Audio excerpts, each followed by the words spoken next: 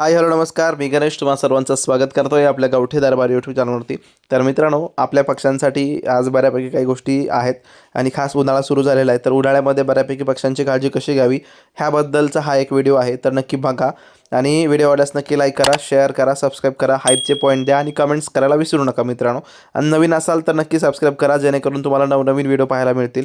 Multi कलरचे pure गावरान कोंबडा कोंबडी पाहायला मिळतील, विकत घ्यायला मिळतील. बऱ्यापैकी काही गोष्टी शिकायला मिळतील तर नक्की सबस्क्राईब करा मित्रांनो. चला व्हिडिओला सुरुवात करूया. आजीसाठी आपण नारळ पाणी आणलं होतं मित्रांनो आणि आजीनं नारळ पिल्यानंतर जस्ट ते नारळ टाकून दिलं होतं.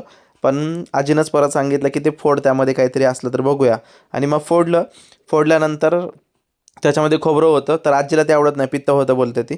तर मग हे पक्ष्यांना टाकलं का तर नारळामध्ये बऱ्यापैकी थंडावा असतो, गारवा असतो मित्रांनो.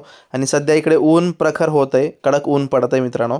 आणि त्यांची बॉडी हायड्रेट असावी, त्यांना डिहायड्रेशन होऊ नये. आणि बऱ्यापैकी मिनरल्स वगैरे असतात, विटॅमिन्स मिळतात. तर त्या सगळ्या गोष्टी आपल्या पक्ष्यांना पण मिळाव्यात, ज्या की नॅचरल असतं. आपण तर पक्ष्यांना नारळ पाणी देऊ शकत नाही मित्रांनो. पण जे नारळ आहे कच्चं, तर ते खाऊन त्यांच्या बॉडीचं पोषण व्हावं आणि डिहायड्रेशन होऊ नये यासाठी या पक्ष्यांना मी नारळ ठेवलेला आहे. पण अजून तरी कुठला पक्षी येऊन खात नाही. पण 100% गॅरंटी आहे की थोडंसं मी बाहेर बाजूला सरकलो ना, तर लगेच ते पक्षी नारळ खातात मित्रांनो. आणि याही अगोदर नारळ खाल्लेला आहे आपल्या पक्ष्यांनी. दुसरी गोष्ट मित्रांनो, या दिवसामध्ये कलिंगड मिळतं, खरबूज मिळतो. तर ह्या गोष्टी आणि हिरव्या हिरव्या पालेभाज्या, तर ह्या गोष्टी मित्रांनो आपल्या पक्ष्यांना 100% आवर्जून आपण दिलं पाहिजे. जेणेकरून काय होतं, त्यांच्या बॉडीमध्ये पाण्याचं जे लेवल असतं ते बॅलन्स राहतं, पाणी कमी होत नाही.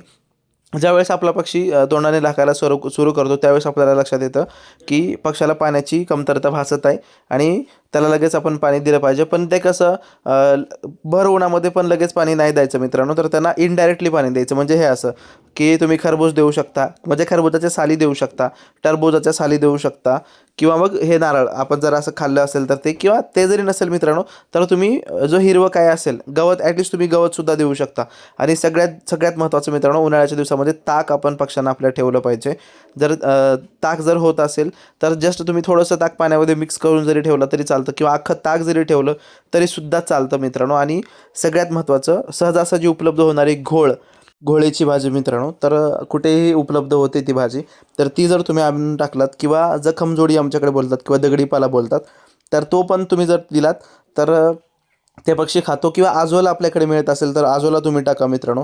त्यामुळे पण बऱ्यापैकी त्यांच्या बॉडीमध्ये पाण्याचं लेवल मेंटेन राहतं. सगळ्यात महत्त्वाचं, आपण खरबूज आणि टरबूजच खातो मित्रांनो, आणि ते इझिली अवेलेबल होतं आणि आपण ते आवर्जून खात असतो. तेच टाका आणि त्यामुळे काय होतं, बऱ्यापैकी त्यांना पाण्याचं प्रमाण मिळतं मित्रांनो. आणि बॉडी त्यांची जी आहे ती हायड्रेट राहते आणि डिहायड्रेशन होत नाही, किंवा हीट स्ट्रोक येत नाही त्यांना. आणि मग हीट स्ट्रोकचा जर झटका आला तर ते लगेच दगावतात मित्रांनो.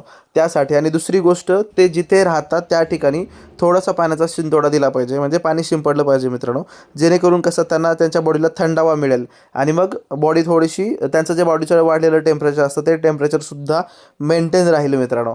ह्यासाठी ते केलं पाहिजे. जर तुम्ही गच्चीवरती करत असाल तर मग त्या टायमाला तुम्हाला जे बारदानी पोते वगैरे असतात तर ते तुम्हाला भिजवून त्यांच्या सरफेसवरती टाकले पाहिजेत, किंवा त्यांच्या जाळीच्या वर टाकले पाहिजे. जेणेकरून आत जी हवा पास होणार आहे ती हवा जी असेल ती सगळी थंड असेल मित्रांनो. आणि आपला पक्षी हीट स्ट्रोकच्या किंवा उष्माघाताने मरणार नाही, का तर त्याला थोडंसं थंडावा मिळतो. त्यामुळे ना पक्षी मरण्यापासून वाचतो मित्रांनो. आणि जर तुम्ही मध्येच पाळत असाल आणि थोडंसं माती वगैरे असेल तर थोडंसं, फक्त जास्त नाही पाणी मारायचं, थोडंसं पाण्याचा शिंतोडा दिला ना मित्रांनो, तर त्यावरून पण बऱ्यापैकी गारवा त्यांना मिळतो. आणि सगळ्यात दुसरी गोष्ट महत्त्वाची म्हणजे पाण्याचं जे आहे, आता इथे मी प्लास्टिकचं ठेवलेलं मित्रांनो,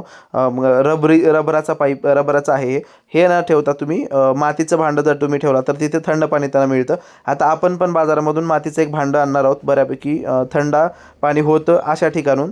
आणि इलेक्ट्रॉल पावडर मित्रांनो, आपण जे इलेक्ट्रॉल पावडर पित असतो तर ते थोडंसं पावडर आपण ह्या पिण्याच्या पाण्यामध्ये जर टाकून ठेवलं तर बऱ्यापैकी त्यांना जे उन्हामुळे ज्या बॉडीमध्ये जे घटक कमी झालेले असतात तर ते सगळे घटक त्यांना रिटर्न मिळण्यासाठी आणि त्यांच्या बॉडीचं परत हायड्रेशन होऊन बॉडीला एक ऊर्जा मिळण्याचं काम इलेक्ट्रॉल पावडरमुळे मिळतं मित्रांनो. ते पण मी पुढे दाखवेनच तुम्हाला. मी उन्हाळ्याच्या दिवसामध्ये पक्ष्यांना उन्हापासून बचाव होण्यासाठी जे काय काय उपाय करतो ते सुद्धा मी पुढच्या व्हिडिओमध्ये दाखवणार आहे. सध्या हा एक नवीन पक्षी आणलेला आहे, बांगडी कलरमध्ये कोंबडा आहे, मल्टी कलरचा, प्युअर गावठी आणि फुल अग्रेसिव्ह.